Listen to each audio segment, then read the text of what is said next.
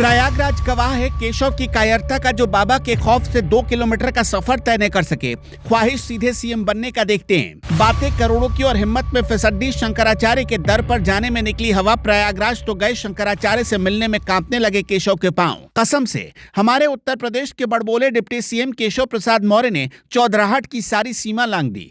2 दिन पहले वो लंबा लंबा दे रहे थे, शंकराचार्य को मना रहे थे, लेकिन सच पूछिए तो रीढ़ की हड्डी में इतना दम नहीं बचा कि प्रयागराज जाने के बाद भी कुछ किलोमीटर आगे बढ़कर शंकराचार्य से मिल आए। केशव साहब पूरे प्रदेश में ऐसे घूमते हैं जैसे मुगले आजम हो, लेकिन हकीकत यह है कि जनाब से खुद अपनी विधायकी की सीट तो जीती नहीं जाती और चले हैं पूरे प्रदेश का ठेकेदार बनने। गांव का प्रधान बनने के लाले पड़े हैं और तेवर ऐसे हैं जैसे अमेरिका के राष्ट्रपति हों। प्रयागराज में जो केशव प्रसाद मौर्य ने किया, उसने बता दिया कि यह आदमी सिर्फ और सिर्फ हवाबाजी के दम पर जिंदा है।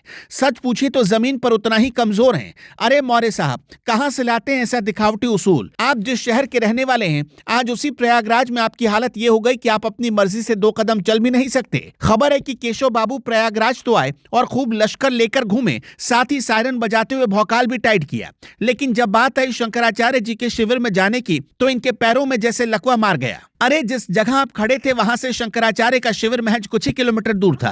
करीब 2 किलोमीटर का इतना रास्ता तो आम आदमी रेंगते हुए भी पार कर लेता है, लेकिन डिप्टी सीएम साहब की गाड़ी का स्टीयरिंग जैसे जाम हो गया था।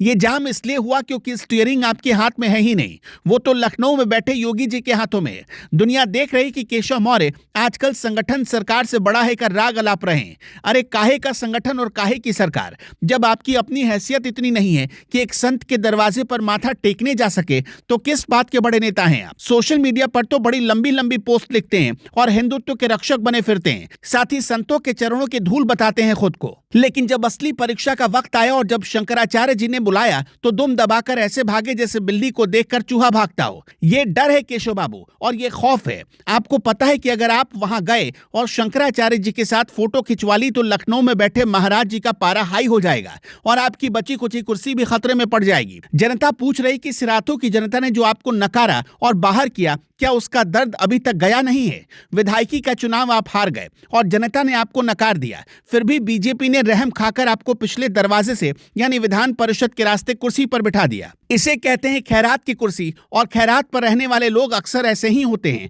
जो मालिक के डर से सांस भी पूछ कर लेते हैं। केशव मौर्य का शरीर प्रयागराज में था, लेकिन उनकी आत्मा लखनऊ के 5 कालिदास मार्ग के आसपास भटक रही थी कि बाबा कहीं नाराज ना हो जाएं।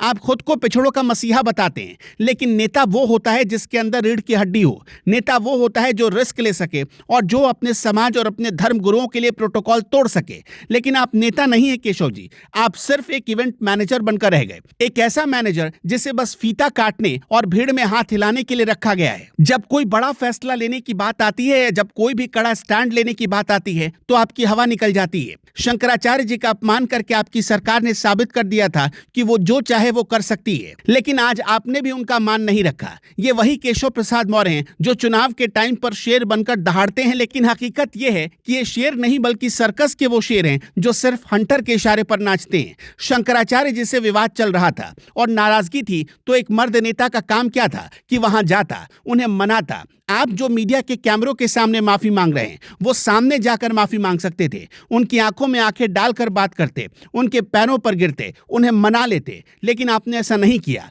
अगर आप वहां जाते तो आपका कद बढ़ जाता और लोग कहते कि देखो केशव प्रसाद मौर्य में दम है कि वो समस्याओं से भागते नहीं है। लेकिन आपने क्या किया? आपने वही किया जो एक डरपोक और कमजोर आदमी करता है। आपने रास्ता बदल लिया और आपने मुंह छिपा लिया। ये घटना चीख चीख कर बता रही है कि योगी सरकार में केशव मौर्य की हैसियत एक शोपीस से ज्यादा कुछ नहीं है। वो स्टूल की कहानी तो आपको याद ही होगी, और जनता मजे लेती है कि मौर्य जी को स्टूल मिल गया। आज भी जनता मजे लेती है कि मौर्य जी को स्टूल मिल गया था।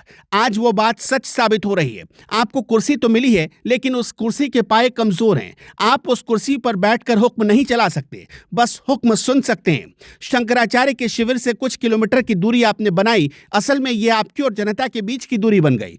जनता देख रही है कि जो आदमी अपने शहर में अपने गुरुओं के पास जाने की हिम्मत नहीं जुटा पा रहा, वो खाक प्रदेश का भला करेगा। आपको चौधरी बनने का बड़ा शौक है ना, तो सुनिए, चौधरी वो होता है जिसकी अपनी एक धमक होती है और जिसकी जुबान की कीमत होती है। यहाँ तो हालात ये हो गया कि आप सुबह कुछ और बोलते हैं और शाम को लखनऊ से डांट पड़ने पर सुर बदल लेते हैं।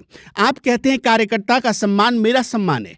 अरे जब आप शंकराचार्य का सम्मान नहीं कर पाए तो कार्यकर्ता क्या चीज है? कार्यकर्ता भी समझ गया है कि ये आदमी सिर्फ अपने भले के लिए राजनीति कर रहा है। जब अपनी कुर्सी पर आ जाती है तो ये सिद्धांतों को खूंटी पर टांग देते हैं।